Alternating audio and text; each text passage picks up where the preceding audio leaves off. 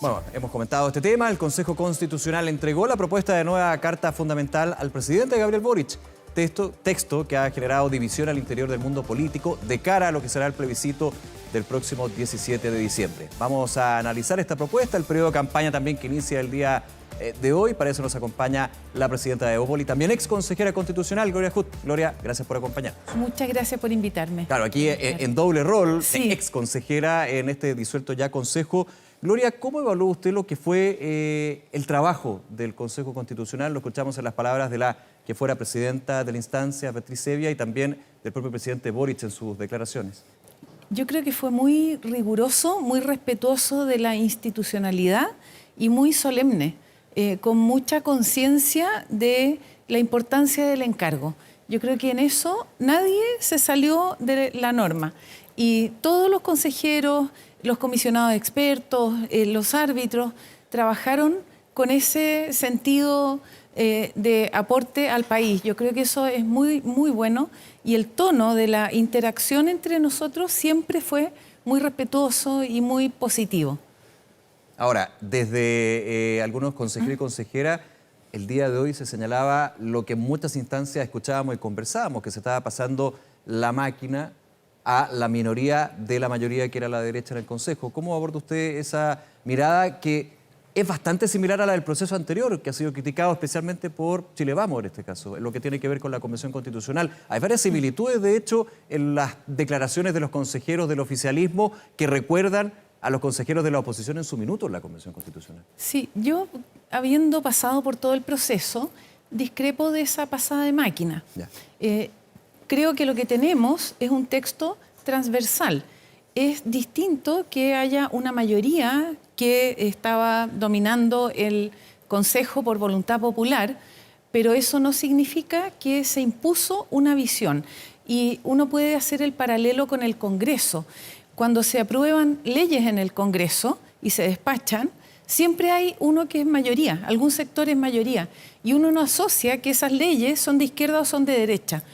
En la misma forma aquí hay una mayoría, como digo, electa por voluntad popular, pero hubo un esfuerzo muy grande y yo doy fe de eso porque fui de las más activas en eliminar, rechazar, modificar, abstenerme, para que no quedaran elementos identitarios de un sector como parte del texto. Y créame que yo quedé tranquila con el texto final.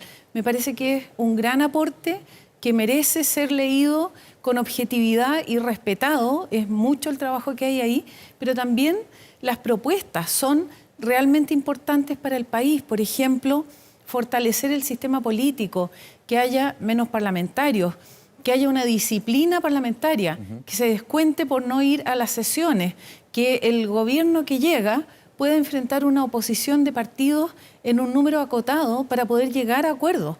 Con más de 22 partidos, y si no me equivoco hay algo así como 7 o 8 en formación, ahora, es imposible hacer pero eso. En lo que es reforma del sistema político, yo por lo menos lo que noto es que hay bastante acuerdo. Sí. Son en otros temas donde hay mucho disenso y donde algunos señalan que aquí finalmente es lo que hace esta propuesta constitucional es dividir al país y que va a ser clave en la votación del plebiscito, más que el texto mismo, más que el contenido, lo identitario de la propuesta. ¿Qué opina usted de eso? Yo creo que se le han puesto etiquetas, especialmente del sector oficialista, y cuando yo misma les he preguntado en qué párrafo del texto esa etiqueta tiene un anclaje, tiene una explicación, un soporte escrito, digamos. A mí no me han podido contestar. Y cuando se habla de elementos identitarios, realmente quisiera que me digan en qué párrafo, dónde están esos elementos identitarios. Estaban en el comienzo y eso yo misma lo reconozco porque fue parte de mi trabajo hacer un esfuerzo porque esos elementos no quedaran y eso fue lo que ocurrió a lo largo del proceso. Ese proceso fue muy dinámico y hasta el final, hasta las etapas finales de la comisión de la comisión mixta, todavía se seguían cambiando cosas y mejorando justamente para darle transversalidad al texto. Vamos a eso. ¿Qué se cambió en la comisión mixta? Muchos tienen la impresión de que finalmente la comisión mixta es poco lo que tuvo en términos de modificaciones. No, tuvo modificaciones bien importantes. Por ejemplo, una que a mí me importaba mucho, que es la modernización del Estado. nosotros tomamos la iniciativa popular de norma que propone, por ejemplo, una carrera funcionaria, la selección de los funcionarios públicos por competencias, con un órgano que hace evaluación, que selecciona y forma a las personas.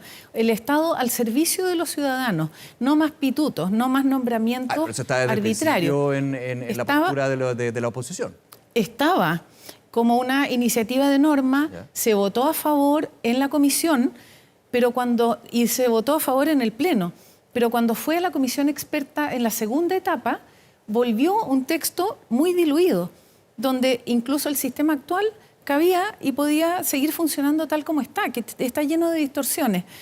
En ese caso, yo por lo menos lo rechacé para que volviera a la mixta, y en la mixta se corrigió y se devolvió el espíritu original. También la norma de las contribuciones, que yo había votado en contra, también tuvo un ajuste importante en el texto final. Y en esas discusiones hubo varios ajustes más de mejoramiento en las normas, mejoramiento también en las redacciones. La exención de contribución a la primera vivienda. Exención de contribución a la primera vivienda. ¿Ha sido bien discutida y polémica durante el proceso? Sí, y yo fui de las que votó en contra porque me parece que no debería estar en la Constitución, pero en la última etapa de la comisión mixta, lo que se hizo fue perfeccionar la propuesta y ajustarla con foco en las personas que necesitan contar con algún tipo de exención por sus condiciones. Creo que eso fue una mejora. ¿No va a ser para todos la contribución, la exención de contribución a la primera vivienda? No, no es para todos, y va a haber una consideración del ingreso de las personas y el valor de la vivienda. Entonces, me parece que está mucho mejor en el sentido de que está enfocada en la clase media, que es donde más pega, por ejemplo, el pago de las contribuciones, y especialmente en los grupos que pueden tener más dificultad. Hay algunos grupos que ya tienen exención, pero quedaba un segmento de clase media que no la tiene. Ahora, si me preguntas, yo preferiría que no esté en la Constitución, pero si uno toma el texto completo y, por ejemplo, si el costo de tener un mejor sistema político, de tener el Estado moderno, una mejor descentralización, tener muchas nuevas oportunidades para las mujeres, es que esté la exención de contribuciones, yo prefiero que se mantenga, porque nunca voy a tener el texto 100% costo, como yo lo quise. Sí, costo que podría significar, por ejemplo, para los municipios con menores recursos. No, porque justamente uno de los arreglos fue que se asegura que los municipios no tienen un deterioro cuando se aplica esta norma. O sea, eso tiene que ir una ley.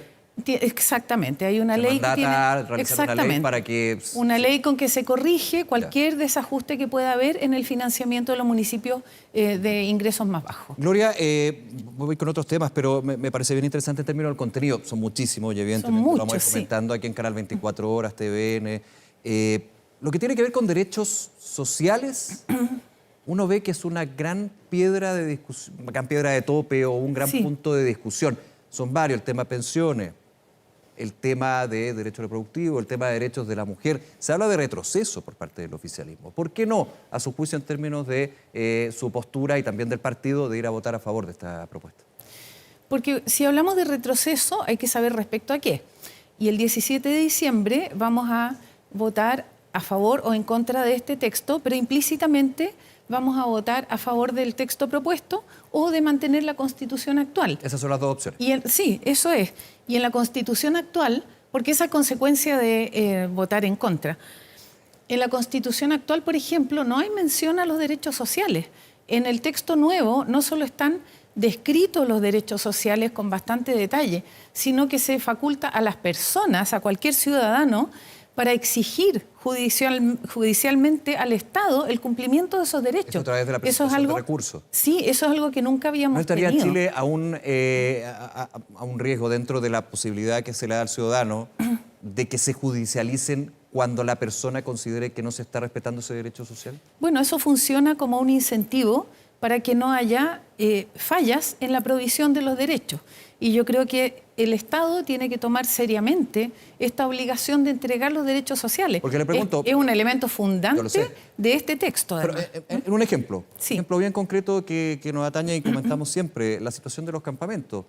Ya entrada en vigencia eventualmente de esta Constitución, el derecho a una vivienda digna, la persona que vive en un campamento, en una toma también, podría recurrir a la justicia justamente porque se está vulnerando ese derecho, el de no tener una vivienda. Eso sí, pero depende de cómo esté Es un problema descrito. grande, estamos hablando de un Sí. déficit que sigue creciendo. En algunos casos, los derechos están puestos como un objetivo para que el Estado trabaje en función de lograr ese objetivo.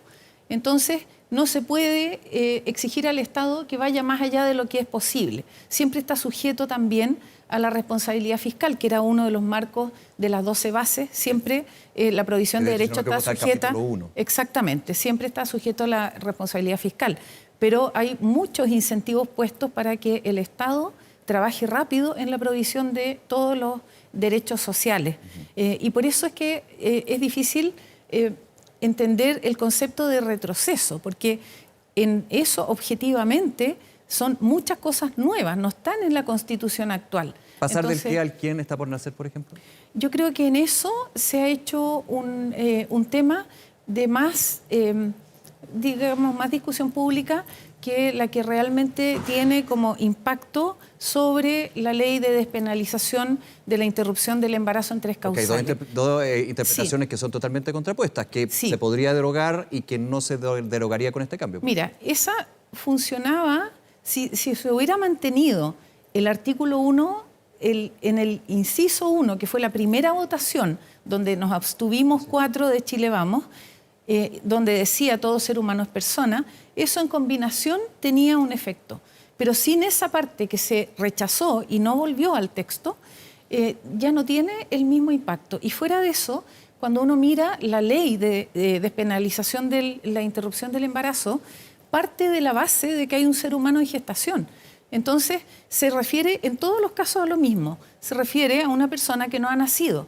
Y eso uno puede decir qué o quién, y se refiere exactamente a lo mismo. Entonces, a mi juicio, es una discusión que es válido tenerla, pero que no pone en riesgo porque los fundamentos con los cuales se mantiene vigente esa ley están también perfectamente vigentes en la Constitución. Se ha argumentado que puede haber otra cosa que lo afecte, y es la definición de que niño es toda persona menor de 18 años. Sí. Pero eso, de nuevo, vuelve a lo mismo, a que hay un ser humano en gestación, y eso lo reconoce la propia ley de despenalización de la interrupción del embarazo. Hay muchísimo sobre los contenidos. Sí. En 24horas.cl está la propuesta también para que nos vayamos informando, leyendo esta propuesta. Pero quiero preguntarle, como presidenta de Bópoli, parte de Chile Vamos, ¿cuáles van a ser los conceptos o los elementos claves ya iniciada la campaña oficialmente tras la firma del decreto del presidente Boric llamando al plebiscito el 17? Evidentemente va a ser bien relevante en términos de hacia dónde apunta una opción y otra. Sí. Y mucho de la fake news, que parte también de todo este juego, lamentablemente. Sí, yo creo que aquí hay desafíos importantes. Lo primero es que nosotros siempre hemos pensado que no hay nada que reemplace el contacto personal. Así que tenemos un gran desafío de despliegue territorial para conversar con muchas personas y explicar en muchos grupos el alcance de cada uno de los contenidos del texto. Pero lo que es clave es que las personas puedan entender que desde ese texto se desprende algo concreto para su vida. Y yo creo que esa traducción tenemos que hacerla de manera eficiente. Explicarle a las personas que cuando aparece un derecho social, cómo se ejerce, qué se puede reclamar, qué implica, por ejemplo, que exista un plan de salud universal, en donde no hay discriminación por sexo o por preexistencia o por edad. Eso es algo que ahora no existe y va a ser obligatorio, tanto en el sector público como privado, y tiene que estar disponible para todas las personas. Ese tipo de bajadas concretas a la vida de las familias, creo yo por lo menos que es fundamental transmitirlo, y también tener la voz ciudadana. Las personas vuelven a manifestar sus inquietudes. Tenemos que hacer justamente el enganche entre esas inquietudes y lo que el texto está proponiendo. En el minuto que nos queda, Gloria, el presidente, el gobierno debería, voy a poner el concepto, transparentar, hacer público la opción que tiene con respecto al plebiscito, como se lo he escuchado a varios dirigentes y líderes de partidos de Chile Vamos. Yo creo que el presidente, tal como lo ha hecho hasta ahora, ha sido prescindente de una postura. Sin embargo, él reconoce, y lo dijo hoy día justamente en la ceremonia, que toman la obligación de informar a las personas. Y su rol y responsabilidad es que todas las personas puedan votar en buena forma y votar informados. Yo creo que ese es el rol que esperaríamos y no es muy difícil asumir que si todos los partidos de su coalición tienen una postura, la postura de él es la misma. Esto es lo mismo que cuando los expresidentes toman un rol, tampoco cambia mucho las cosas porque es predecible que lo van a hacer. Voy a votar de tal forma. Exacto, no tiene para qué hacerlo explícito para entender cuál es su postura. Pero el año pasado, por ejemplo, hubo un involucramiento muy grande del gobierno que tendió a desbalancear las cosas. Y yo creo que eso es bueno que en esta oportunidad se mantenga tanto el rigor con el que se preparó el texto como el rigor en la forma en que el gobierno lo respalde como proceso republicano, en el sentido, sí, no republicano de partido, en el sentido institucional del país, digamos. Lourdes Hont, nuevamente gracias por acompañarnos en Noticias 24. Muchas gracias. Esté muy bien, hasta luego.